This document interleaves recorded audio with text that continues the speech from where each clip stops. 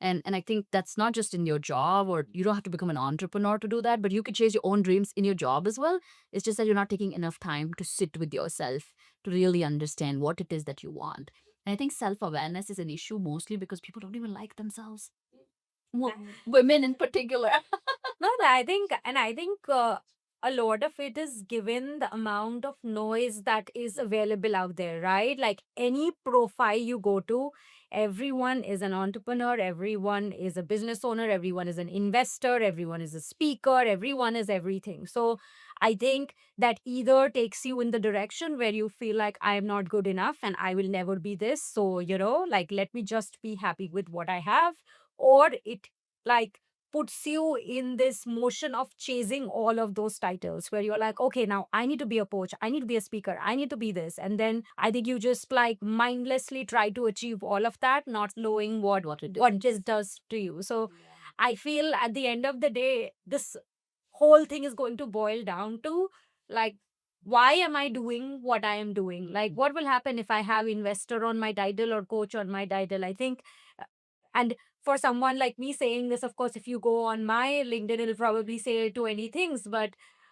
I think a lot of it is there because I wanted to be there, but a lot of it is also there because I was one of them who was kind of trying to chase a lot of things. But I have very consciously made decisions to be like, this is who I am, this is what I'm going to be focusing on. And sure, I have these in my title, but actually none of these define me. And I'm very open to this looking very different in 5 years where it says one thing. So I think having that awareness doesn't come easy, and I think I just also want people to be a little bit kinder to themselves in this discussion, that if you don't know, it's fine. Like, just like, to your point, what you said, don't go after someone else's dreams, don't hold back and be like, I won't be able to do this, I don't know how this person is doing this. Don't do all of that. Like, set a small realistic goal for yourself, achieve it. That's going to give you enough dopamine hit to fight the next milestone.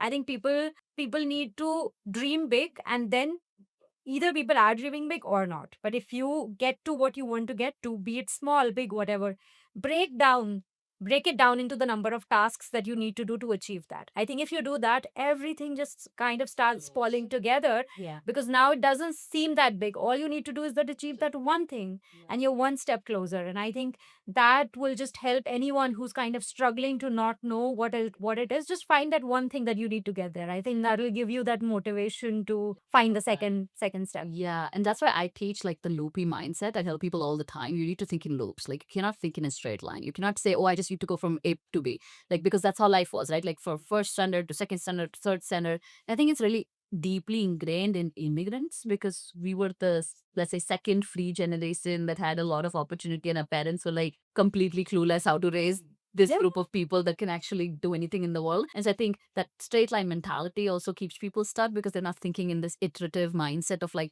let me just do a little bit and then build on it, and then do a little bit and then build on it. And if you do that, then no matter what you choose, you're gonna be good at it. And that's like the example of your life as well. Like building your career, coming to America, like just building and figuring it out every step of the way. And then you've also built It's OKR. So tell us a little bit about that. How did that community come to be? And it's a phenomena, right? Like immigrant community, you guys are big, so and you're doing such great work as well. So tell us, where did all that start?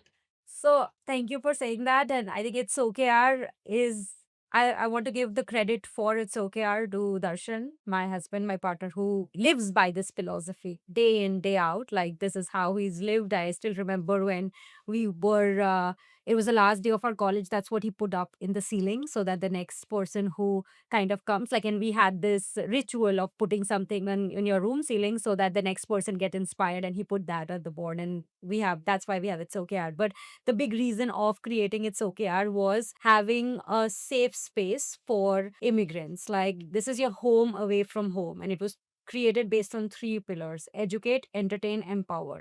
It all started based on our own experiences. What we came to realize is like, immigration and your visa journey and restarting your career, navigating a career break, all of this is just a part and parcel of moving abroad. You are constantly in the stress zone, which moves you to the panic zone very, very fast all the time. So, how do you find and create a space where you normalize that this is not just you? This is not, you were not the only person who's going through this. So many people are going through this. So, let's find some humor in living our life here. Let's make sure you have the best resources that you need to kind of make it abroad. And then at the end of the day, this is the space where you'll probably find someone who's kind of been through this journey and has figured it out, has been through this journey, has failed, but has actionable learnings that you can apply in your life. So that was the idea behind It's OKR, but it all started with like a rejection that happened out of the blue in our visa journey. But we did not choose to give up. We had done the work to understand like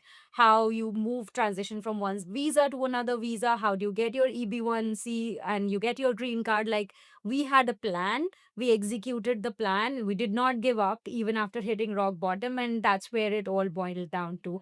Once we were on that journey and we learned everything about the process, the idea of It's OKR was putting it out there. We come from heavy marketing backgrounds. We love doing something fun. So we were like, we have this journey and why keep all these learnings to us? So initially, It's OKR was started to just share our journeys.